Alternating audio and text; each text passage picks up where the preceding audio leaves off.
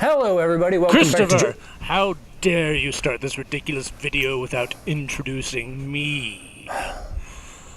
Okay, well, this is... Rupert!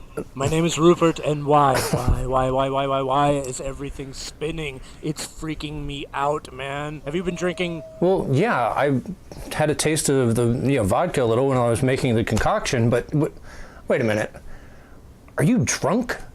Look, I'm inside you. Alcohol hits me 10 times worse. I mean, I said I was inside you. Oh, okay. Listen. Yeah. I have something to say. Listen. All right, listen. Listen, I'm speaking. You should listen. Listen, I have something. What? What? Oh. Well, I love you.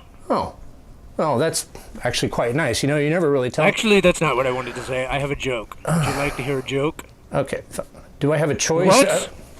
Knock, knock. Who? Why? Why did we cross the road? Why? Because we wanted to to eat the chicken. We wanted to... It's not that funny, is it? No. No.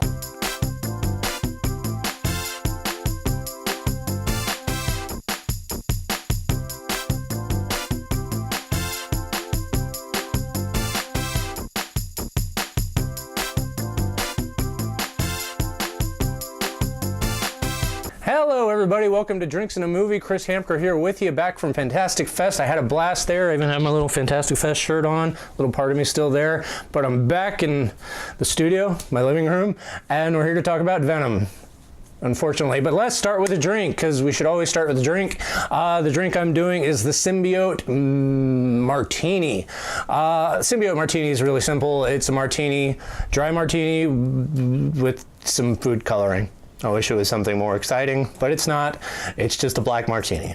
So, but I had to already mix it up because I didn't want to, waste your time with me, sitting there dropping food coloring into vodka. But what I do want to emphasize on this, and with every martini you should ever make, is to chill your martini glass. Fill it with ice, chill it up, because this drink does not have any, ice in it. It doesn't sit in ice. It doesn't stay chilled. So, and there's really nothing worse than like just vodka sitting there if you're not drinking it and it becomes room temperature. So, the best way to do that is to chill your glass. Just have it sit here with ice in there, and once you're ready to, make your drink, pour the ice out. You have your chilled glass. A dry martini is really simple. It's 2 parts vodka and a dash or a half part, somewhere around there, maybe even a quarter part of vermouth, dry vermouth. And then you put it into your martini glass. And then you have your Symbiote Martini because it's black. Cheers, everybody. Here's to Venom and the Symbiote Martini. All right, Martini-y. And let's talk about Venom. Venom is directed by Ruben Fleischer and stars Tom Hardy as Eddie Brock, who comes in contact with a alien organism called a symbiote, which means he has to find the perfect host, and they form this kind of unlikely friendship, bond, partnership to save the world.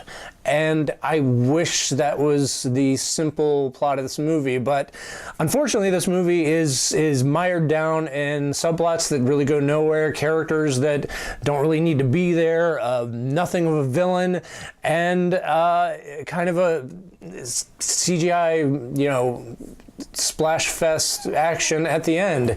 But I do want to start with something good. And hi, John, my new puppy. So what was good about this movie is that is Tom Hardy. Tom Hardy is the reason to see this movie. His interaction with Venom, the Eddie Brock Venom character, is funny. It's weird.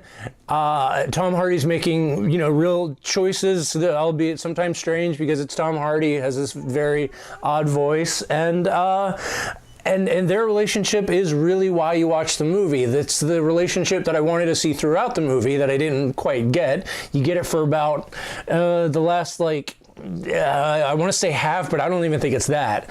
But their stuff is really good and creative, and it goes into some weird comedic territory that I didn't expect and I quite liked. And it kind of disappoints me because their stuff is the movie I wanted to see, the entire movie I wanted to see.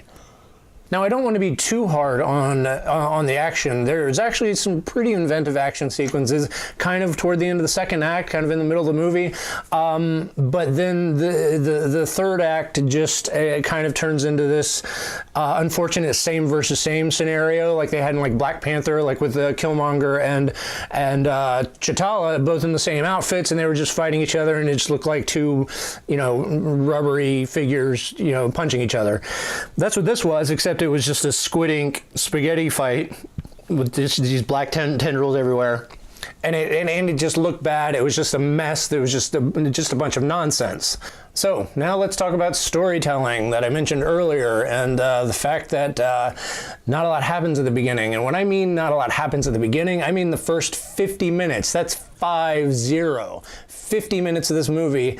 Not a lot happens. You don't even get Eddie Venom interaction until then, and I know this because I looked at my watch, which is a sign of a bad movie when you start looking at your watch. This introduction is just, there's like so many subplots that it almost confuses itself. It just didn't need all that. And it has characters in there that go nowhere.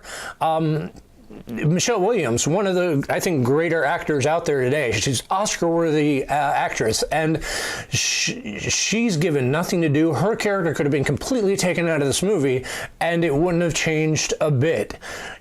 Honestly, and that's the sign of really bad writing. Riz Ahmed, who's also a very good actor, from The Night Before and from Nightcrawler and Rogue One, has nothing to do as the villain. He is so bland that I don't even remember what his plans were or why he was doing what he was doing, because it just didn't, none of it made sense. Some of the times this movie has no idea how to do time progression. You didn't know whether it had been a day, 3 months, 3 weeks, who knows. This movie has glimmers, little glimmers of brilliance. I don't use that word lightly. I think the relationship that they have, that they filmed, is in a totally different movie than a lot of the other parts of this film.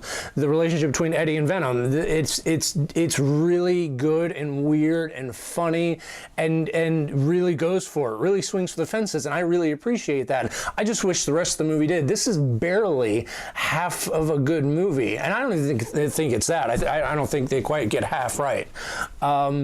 And it's not so much, it's a little disappointing because I think they had ideas that worked. They just didn't have the guts to follow through with it, or the studios got involved, because I think the editing in this is a total mess. There are things that happen that just don't ever come back to, or they're so stilted and disjointed that they don't make sense. Anyway, I can't recommend this. I mean, maybe, rent it when it comes out on Blu-ray or on demand. It's not a terrible time. There's so many missed opportunities here that I can't recommend it. So thank you so much, everybody, for joining me. Have a drink on me. And if you like this, please like, share, subscribe down here at the bottom, and we will see you later. Bye-bye.